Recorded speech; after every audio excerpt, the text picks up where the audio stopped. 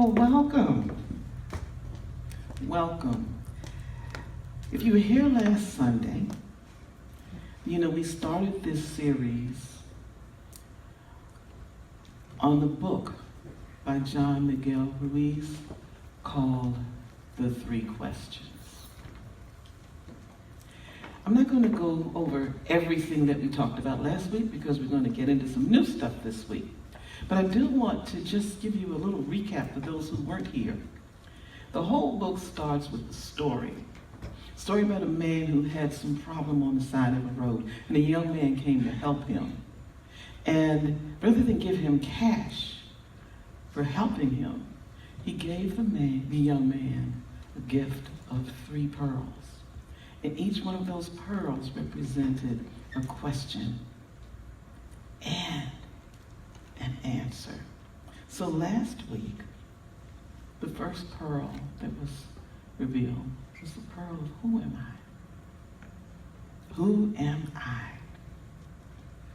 And to sum it up, in order to figure out who we are, there were 3 things that were necessary for him to do. The first was be honest with yourself.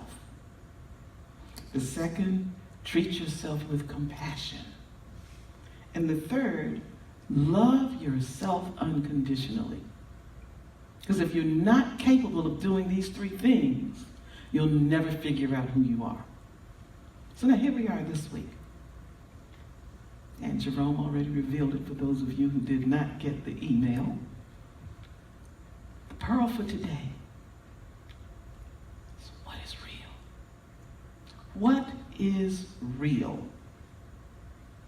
Now, Charles Fillmore, who was the father of unity, had this to say in his book, Atom's Smashing Power of Mind. All the so-called human or earthly spheres of operation are reflections of the divine. And by considering that we may gain an intellectual concept of spiritual realities, we should always remember that spiritual things are spiritually judged. And there's a whole lot of words to say one thing. We say it all the time in unity. It is our 3rd principle. We are co-creators with God. What you think about, you bring about. So if your creation in your mind is anything other than the highest good for yourself and others, then you really need to think again. Because what you're creating is a mirror reflection of what you see in yourself.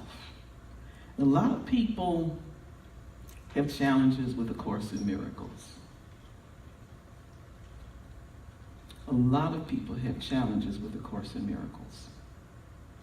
Because it starts out, if you read the workbook lessons, it starts out with things like, this table has no meaning. This pencil has no meaning. This chair has no meaning. And none of that means anything to anybody who is unfamiliar with A Course in Miracles until you get to lesson 200 something. Because then it starts to make sense. Anything at all, including the chairs, has only the meaning you put on it. Now, I've got plenty of chairs in my house. I've got chairs in my kitchen, chairs in my dining room, chairs in my office, chair in my sewing room. But there is one chair in my living room that has more meaning than any other chair in the whole place. And that chair has meaning because it used to belong to my dad. That's the only meaning that chair has. That's the only thing that makes it different from all of the other chairs in my house. It was his.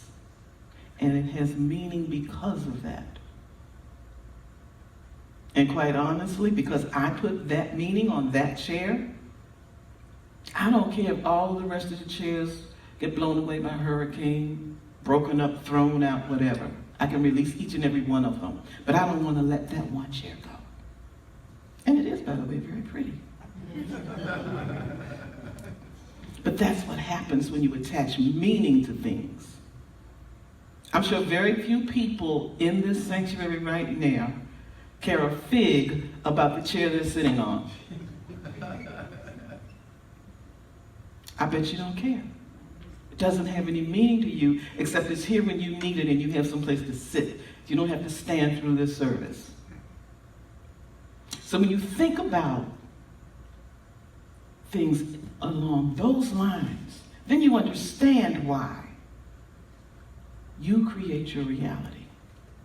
You create things that are important to you. You create everything in your life by the value that you place on circumstances, people, and things. You create that. And if you shift your consciousness to change how you feel and think about things, then your whole reality changes. Let go of those preconceived notions, those ideas that you already have about circumstances, about people, about events. Let it go. Release it. It's not worth it. When you go through life with a neutral, detached attitude toward things, you'll find that you have much more peace in your life. Much, much, much more peace and serenity in your life. What things that are upsetting to you are the things that you have placed a value on. Those things that push your buttons, just change the way you think about it. Those buttons are not going to get pushed anymore.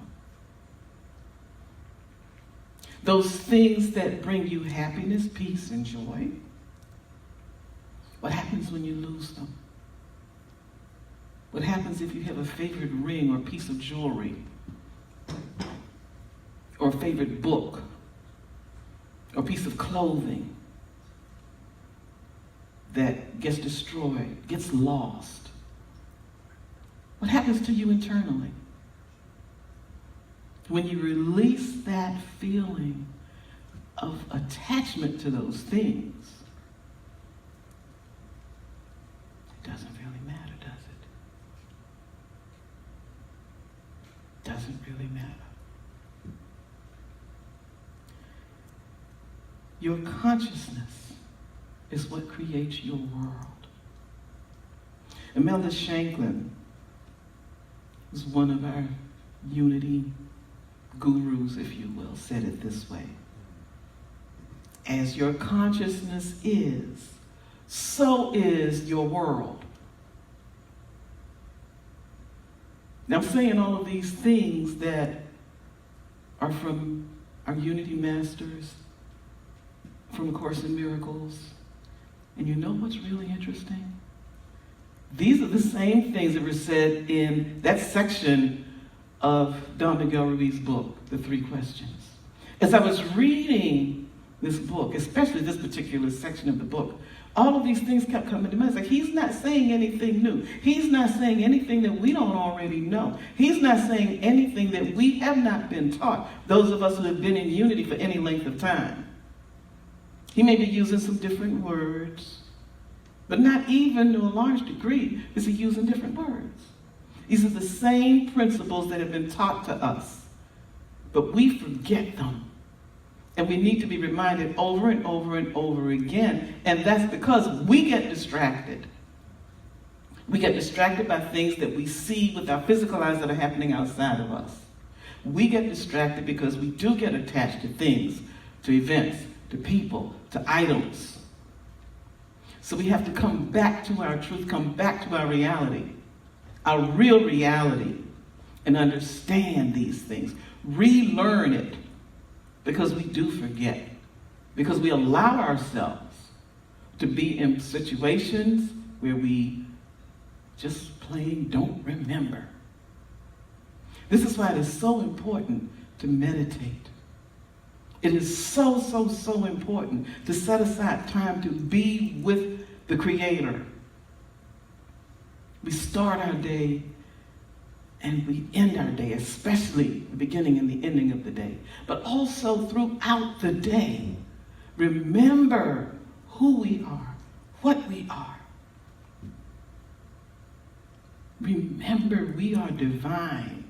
And we remember our divinity and remember the fact that we are one with every other being on the planet and in the universe. Then it is easy to respect. Respect others. Respect the planet. Respect every living being on this planet.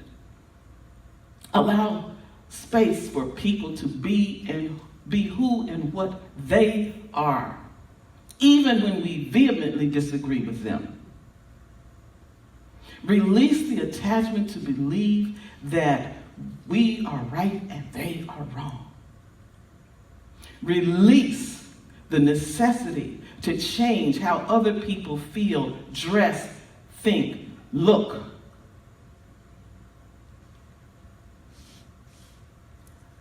There are people on this planet who have serious problems, and we know this, with the way others look.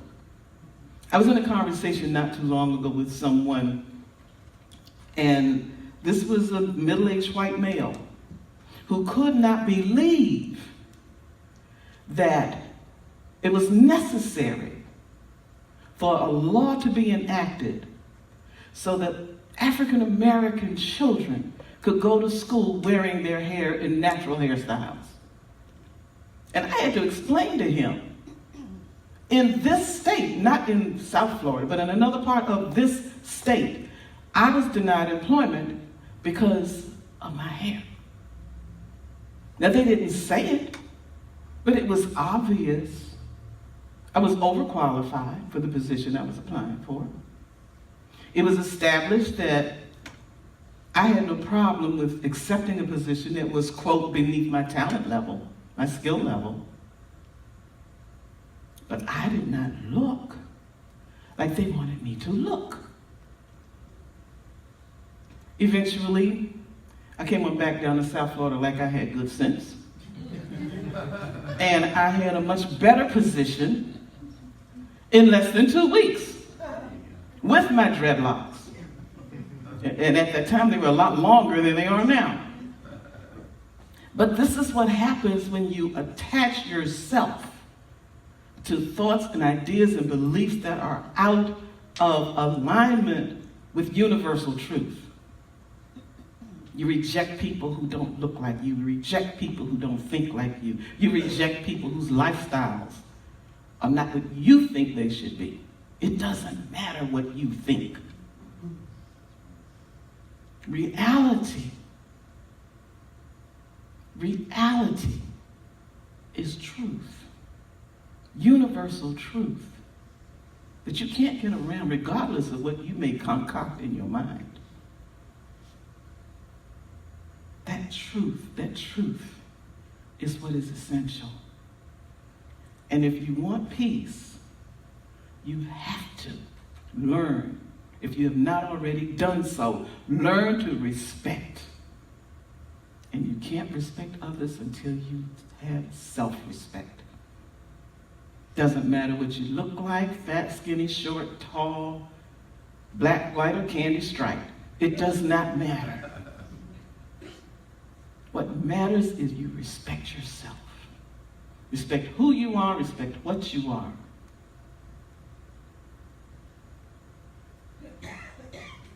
And don't deny what it is you want to see in this world, what you want in your own life. Your desires are the motivating force to consciously direct your energy. And that desire guides your passion and your inspiration. That desire comes from within, comes from your solar plexus, that gut feeling. And that desire could lead to an obsession if you are not divinely guided. Because when you start to obsess about things, then that's a little bit different, and you need to pay attention to that. But it also leads to inspiration. And that inspiration leads to creativity. And we're back to the third unity principle. We're back to that third unity principle. When you co-create with God, you are a co-creator with God. And whatever it is that you desire, you can create, even if it's something that is not for your highest good. And when you realize that, you can go back to the drawing board and co-create something different and better. Isn't that wonderful? Amen. It really is. But always, always, always pay attention. Pay attention to that still small voice, that voice that is going to whisper. That voice that you can really only hear when you're in meditation. You shut up and listen to what God has to say to you. Pay attention. And say no to those thoughts that separate you from your highest good. And of course, say yes. Open your arms, your heart, your mind to those things that are going to move you to the space of peace that is only within you, that peace that knows no understanding. That space of peace that is yours and nobody can touch. See fear for what it is. See fear for what it is. And fear is the result of things that are not true. See it and understand that when you become fearful, you're looking at something that is not your truth. And when you understand that it's not your truth, and you release that hold, you'll be amazed, absolutely amazed at how light you feel, how wonderful you feel. You can walk fearlessly through this life in any circumstance. And use your imagination. Use that gift of imagination. If you can dream it, you can be it. And above all, be still. Be still and know that you are a divine being and you are divinely guided. You are divinely guided to your highest good at all times. If only you remain open and receptive to your truth. The truth that God is with you, that God is inside of you, that you are a divine being, that Christ within will never, ever, ever lead you astray. Isn't that wonderful? So, you want to know what is real and how to get to it? Between Don Miguel Ruiz, A Course in Miracles, and Charles Fillmore, and Scripture. You got it. Next week, we're going to look at this one. What is love? Everybody has their definition of love. It's going to be very interesting. And I look forward to sharing it with you. God bless you all.